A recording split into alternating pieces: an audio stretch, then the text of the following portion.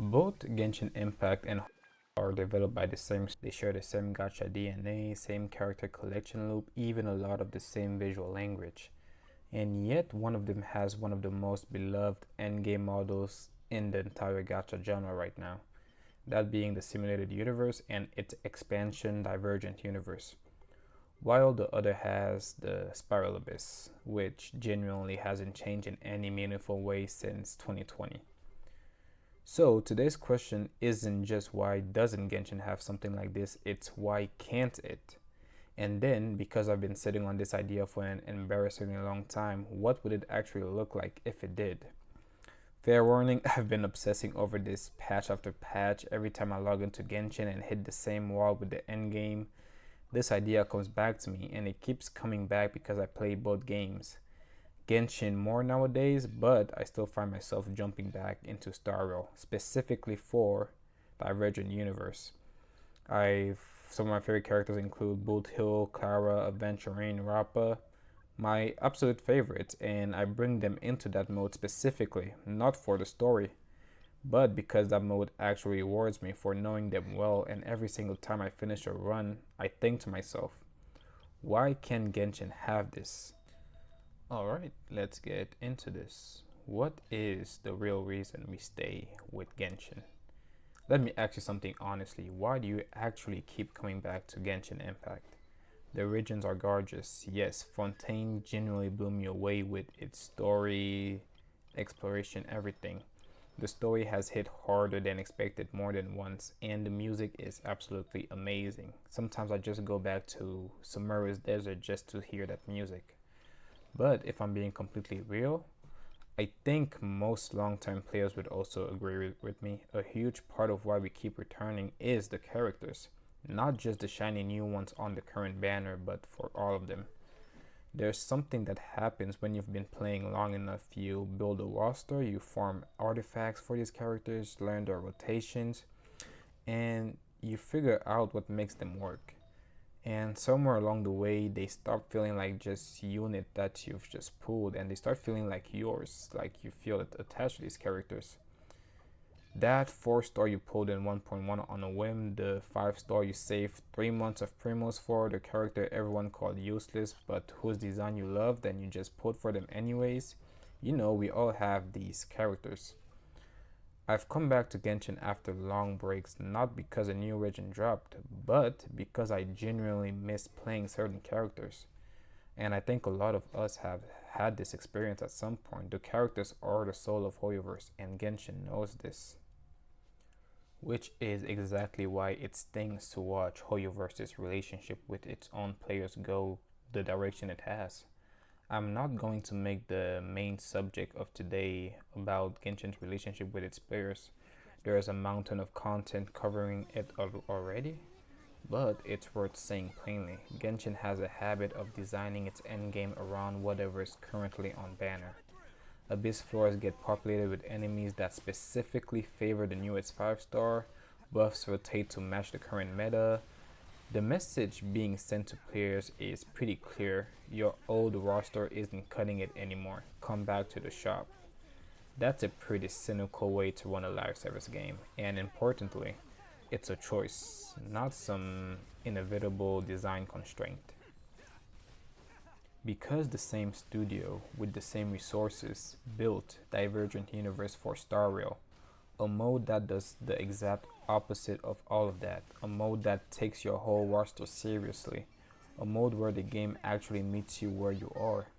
That contrast is what this video is about. Not to dunk on Genshin, I genuinely love this game, but to make the case that it's capable of so much more than it's letting itself be right now. So why doesn't Genshin have a Divergent Universe mode, and what would it look like if it did? So now, what actually is Divergent Universe?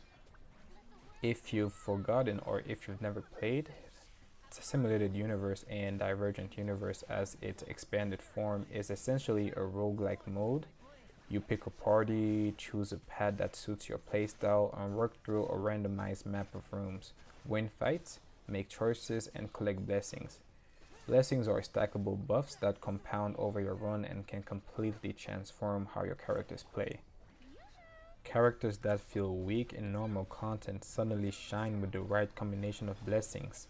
Strong units become completely absurd. There's this genuine feeling of breaking the game's own rules, and that's entirely the point. It's fantastic. Another thing that makes Divergent Universe especially good is that it doesn't just exist as a combat sandbox floating in the void. It's woven into the world. Every version of the mode is styled around whatever region or story arc the game is currently in. For example, Penacony's version was drenched in dream logic. The aesthetic, the enemies, the lore fragments you uncovered mid-run, all connected to the main story happening at the same time. Amphorius did the same thing. The mode feels alive in a way that the Spiral Abyss just doesn't. Abyss feels static, contextless, basically unchanged for 4 years, simply never has changed. I hope you now see why I keep going back to this mode. So, why doesn't Genshin just do this? There are really three structural reasons. First being the combat architecture. Star Rail is turn-based, which means there are natural pause points built into every fight.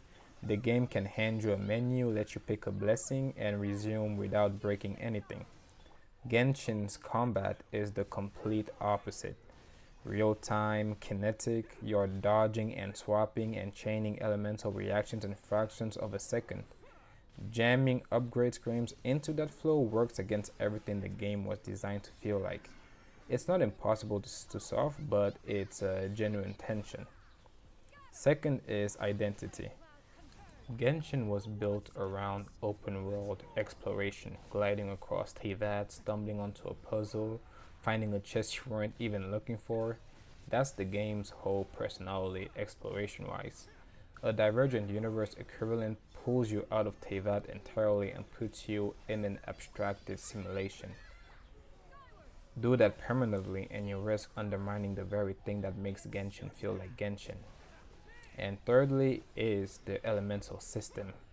Genshin's reactions, example vaporize, freeze, hyperboom, overloaded, etc., are really complex. For a roguelike blessing system to work, it needs to meaningfully amplify that complexity, and Star Rail blessings can go completely wild. One-shot boss builds, setups where a single character hogs every turn. Getting that same expressive power working across Genshin's real-time elemental system across dozens of characters with unique animations and hitboxes would be an enormous design challenge. Hard, genuinely hard, but this is not impossible for Hoyoverse. So let's actually try to build it. Before the design proposal, I need to talk about why this mode matters so much to me personally, because I think it gets something important. Genshin's meta is ruthless. The Spiral Abyss rewards speed above almost everything, which means if your favorite character isn't putting up optimal numbers this patch, they're on the bench automatically, probably indefinitely, replaced by whoever dropped last banner. It's a cycle and it's really tiring for most of the player base. A good roguelike mode completely breaks that cycle. Imagine a blessing that stacks on hit, another that resets cooldowns when you take damage, a combination of effects that nobody on any tier list ever thought about, because it only exists inside this mode. Suddenly that character you pulled in patch, let's say 1.3, and haven't touched in 2 years is carrying your entire run. Not because the game handed you a freebie, because you figured it out. You read the blessing, spotted the synergy, and built towards something, and it worked. That feeling is genuinely irreplaceable in Divergent Universe. It's the difference between a game that respects your roster and a game that only respects your spending habits. Okay, let's actually build this thing, starting by how the rooms will be structured. Honkai's Divergent Universe gives you a map with distinct node types: combat, occurrence, reward, adventure, wealth, store, and escapade, with elite encounters and bosses gating the sections. Genshin slots into this pretty cleanly. Let's start with combat nodes. Enemy waves with elemental modifiers, straightforward. Next is occurrent nodes. Work like Genshin's existing lore flavored event prompts, branching choices with mechanical consequences, And here's where it gets interesting. You could have mid-run text encounters that touch on Tevat's lore, regional history, ongoing plot threads. The mode doesn't just have to be a combat sandbox, it can actually say something about the world. Reward and wealth nodes hand out resources or blessing picks. The store lets you spend a run currency on curios on targeted upgrades. And then we have adventure nodes. These, I think, are where Genshin has a real advantage over Starreal. Genshin already has years of open world challenge design sitting right there. Elemental monument puzzles, wind current navigation, wind guard trials, city chases, shield breaking mechanics, time trials. All of it can be adapted into adventure nodes, meaning challenges that reward exploration instincts rather than pure combat. Genshin has all the tools. It just needs a structure worth coming back to. Bosses gate each major section, enhanced versions of existing world bosses with modified attack patterns. Imagine the Knave and the Shoki no Kami, familiar but actually scary again. And now let's touch on the version theming. Each patch, the mode is styled around the current region. For example, let's say we're in Natlan. The simulation reflects Natlan's aesthetic, enemies, and lore. Occurrence prompt reference Natlan's mythology. It feels like a living extension of where the story is, not a static thing bolted onto the side of the game. Now let's see how we can structure the blessing system and how character roles in Genshin can replace paths in Starro. Honkai uses paths to give each run a direction. Genshin doesn't have paths, but it has something equivalent, character roles. DPS, sub-DPS, support, healer, shielder. At the start of a run, you pick a role focus. That choice shapes which blessings show up most. DPS focus leans aggressive, shoulder focus converts defense into offense. It gives each run a through line without locking you into specific characters. 1-star blessings, let's say clean stat boots, crit rate, crit damage, HP attack, elemental mastery. Foundational, stackable, no explanation needed. 2-star blessings get conditional. Damage bonuses when shielded, cooldown resets when you take a hit over a threshold, burst energy refund on elemental reaction procs. These reward players who actually understand their characters. 3-star blessings are the fun ones, the completely unhinged ones. Massive attack speed boots on normal attacks after casting a skill. Every third normal attack echoes a full elemental burst, converting max HP percentage into flat attack, turning your healer into a surprise damage dealer. These are the blessings that create moments. The ones you screenshot and send to your group chat, the ones that make a character you've written off feel like the best unit on your account. Now, how do we implement the curio system into Genshin? This is where Genshin's version of the mode gets its own identity, and honestly, a little advantage Starworld doesn't have. Curios are passive objects you find or buy during a run. Some are purely good, some cut both ways, some are traps you pick anyway because you've built around them, and making that call is exactly the kind of decision making that makes roguelikes great. Here's the twist that makes Genshin's version unique. Some curios can grant the passive effects of existing artifact sets, not the stats, the actual set bonuses. Think about what that opens up. Jean normally runs Viridescent Venerer. For those who don't know, Jean is a character in Genshin Impact. In this mode via Curio, she could also carry Noblesse Oblige, buffing the whole team's attack after her burst, and also have the Ocean Hued Clam set, turning her heals into physical damage pulses. She's now healing, shredding resistances, buffing attack, and dealing damage all at once. That Jean doesn't exist anywhere in normal Genshin context. She only exists here, and that's possible because of this mode. Another character we can look into is probably Yunjin, who scales off with defense. Get a curio pushing her to tens of thousands of defense, making her normal attack buff absolutely massive, with a Husk of Upland Dreams effect stacking her further every few seconds. At that point, Yunjin isn't just a buffer anymore, she's a scaling monster. Now, let's look at another well-loved Genshin character, Furina. She gets two support-oriented set effects simultaneously. Her burst is already strong, now the fanfare mechanic gets amplified and allies gain energy during HP fluctuation. She becomes something no tier list spreadsheet has ever accounted for. Just imagine that. Specific characters aside, let's look at what positive curios can do. These curios can bump a character's effective constellation level for the run. For example, your C0 suddenly plays like a C2.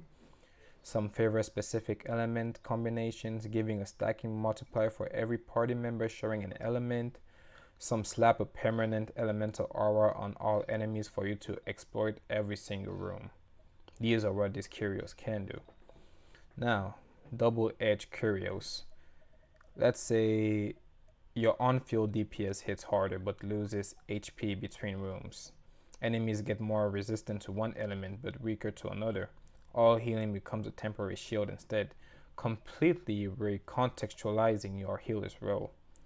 And now, the negative curios, the ones you pick knowingly.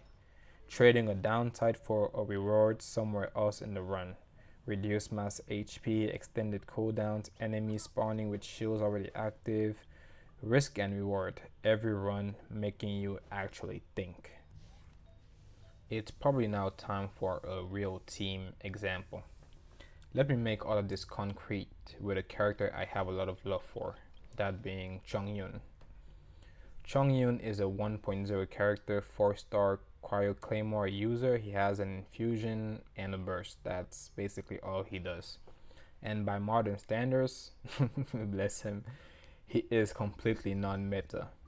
Modest damage healing, his infusion occasionally conflicts with other characters, and he has not had a meaningful abyss moment in years. He's been sitting on my roster collecting dust, and I feel bad about it every time I see him. But, just imagine this run.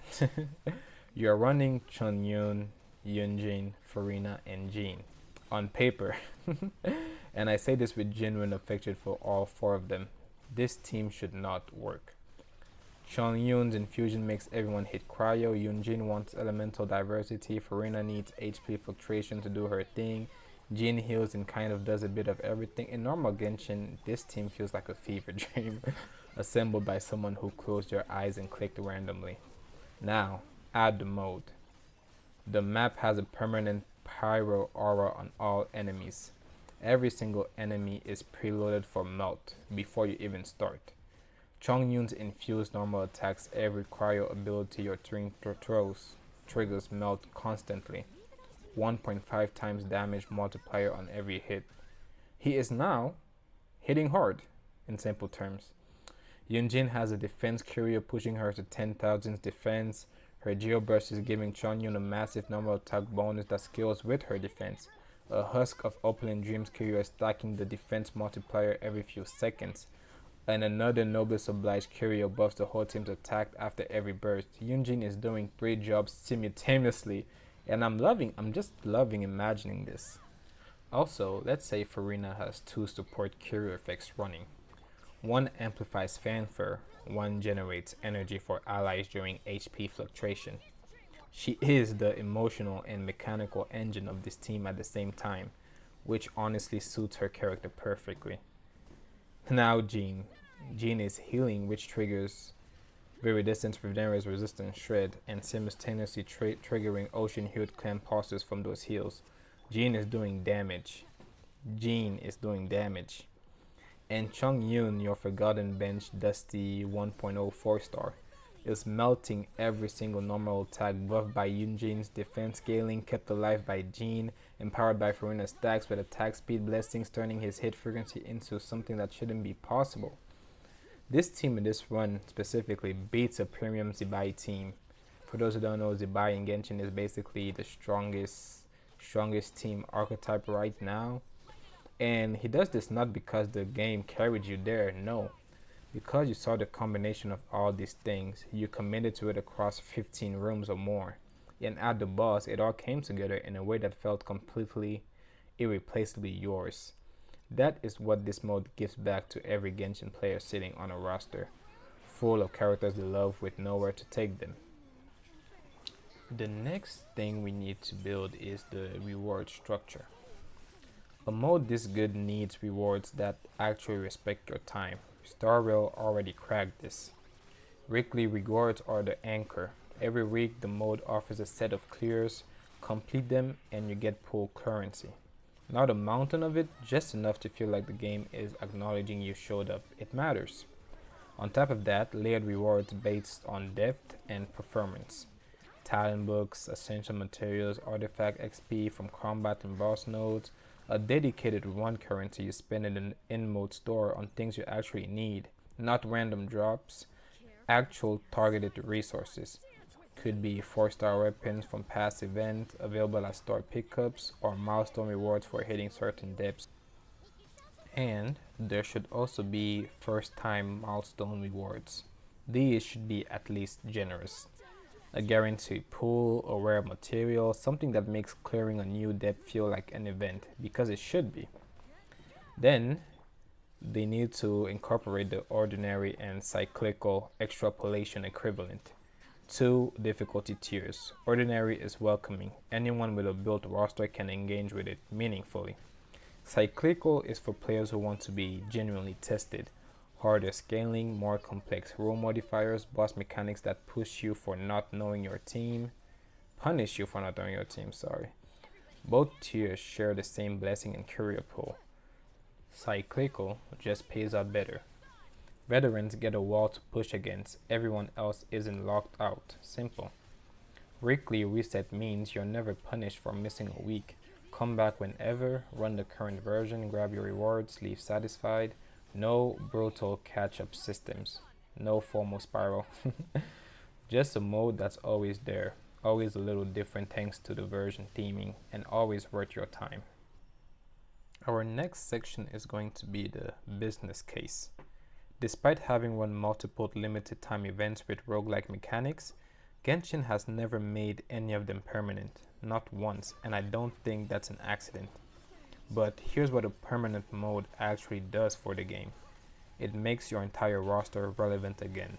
It gives longtime players a reason to log in between story patches. It rewards people who've been investing in the game for years, and it changes the way pulling for characters feels. Like a long-term investment rather than a short-term meta decision you'll regret in 2 patches. That's better for retention. That's better for the relationship between the game and its players. Hoyoverse themselves literally describe Simulated Universe as a mode designed to push players to adapt, experiment, and use their full roster in new ways. They built that intentionally for Star Rail. They know exactly how to do this. The question is just whether they think Genshin players deserve the same thing.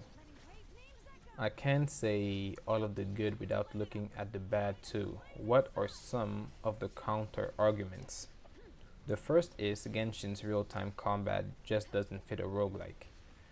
This is by far the strongest objection, and it's a real one. Star Rail's abilities are discrete, controllable actions. Genshin's damage comes from overlapping animations, elemental aura timings, and particle generation, all happening all at once.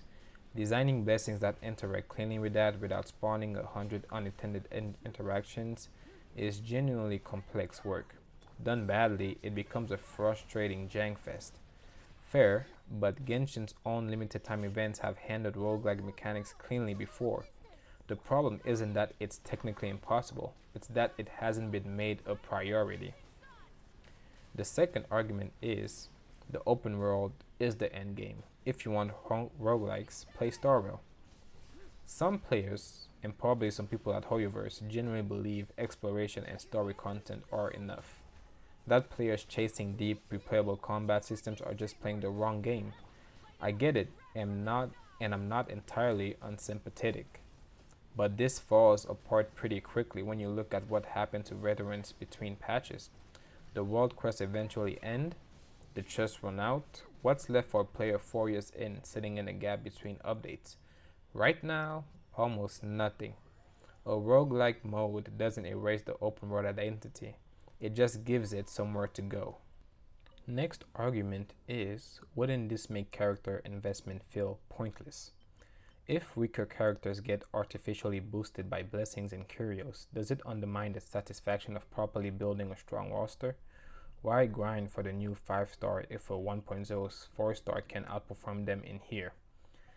I'd actually like to flip this around. The mode doesn't make your investment meaningless, it makes it matter more. Chongyun beating a premium team isn't happening because the game lowered the bar. It's happening because you understood his kit, spotted the synergy, and went for it. That's mastery being rewarded, not bypassed. And this mode sits alongside the Abyss, not in place of it. The meta doesn't go anywhere, it just stops being the only game in town. This brings us to the final counter argument, and probably Hoyo's favorite. Hoyoverse won't build this because it doesn't push banner sales. Hardest one to fully argue away. The current endgame model creates steady pressure to pull new characters. A mode that makes your existing roster feel complete reduces that pressure. Purely from a monetization standpoint, Hoyoverse doesn't have an obvious incentive to build something like this. But player retention is also a business interest, and a player who feels genuinely respected by a game, whose years of investment feel honored, is a player who keeps spending. The roguelike mode isn't charity, it's good product design. Star Rail's success with Simulated Universe already proves the model works. Hoyoverse knows this. The question is just whether they'll apply it here. This now brings me to the conclusion of this video. And if you made it this far, really thank you from the bottom of my heart. This is my first ever project like this, and hopefully I can do more from now on. I'll start by saying Genshin isn't a lesser game for not having this. It's just a different game, built around different priorities, a different kind of wonder. But the characters in this game are something special. 4 years of special characters sitting on rosters across millions of accounts, largely retired by a meta that moves too fast and cares too little about what came before. A mode like Divergent Universe wouldn't just be good endgame content, it would be a statement that the game respects its own history, that it sees the players who stayed, and that every character that never got the moment to shine might still get one. I want to see chongyun melt everything in a room and feel like the most powerful unit in the game for one glorious run. I want to see Jean do damage. I want to build something weird and clever and entirely my own, and have it actually work. And I've been thinking about this long enough now that I'm pretty confident I'm not alone in that. Genshin already has everything it needs to make this happen. The adventure content exists. The characters are there. The elemental system, for all the challenges it presents, is also a playground just waiting to be opened up in this way. All it needs is the decision to build the structure around it. So, if any of this landed for you, I'd genuinely love to hear your version of it in the comments. What team would you run? What character that's been collecting dust would suddenly come alive in this mode? What unhinged blessing combinations are you already imagining? Let me know. And if you think this idea should reach more people, please help me share. Get it to the big creators like Zajev, Vars, Arwen Toulouse, people with the community's ears. And especially if the Chinese Genshin community picks this up, because that community genuinely has influence over what Hoyoverse prioritizes. Then this stops being one person's YouTube essay and starts being something the developers actually have to pay attention to. This game has given a lot of us joy, and I really mean that. It deserves to be pushed towards its best version of itself. Please, thank you for your time, and if possible, leave a like, subscribe, and I'll see you in the next one. Thank you.